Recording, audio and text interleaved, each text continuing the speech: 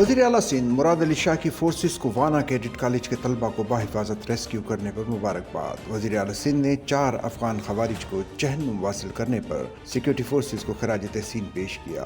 वज़ीर आला सिंध सैयद मुराद अली शाह ने कहा कि फितनतुल खवारिज का खात्मा कौमी इत्तेहाद और अज़्म से ही मुमकिन है। उन्होंने कहा कि दहशतगर्दी के खिलाफ जंग में पूरी कौम अपनी मुसल्लह अफवाज के साथ है। फोर्सेस की बरवक्त और बहादुराना कार्रवाई ने दर्जनों कीमती जानें बचा ली।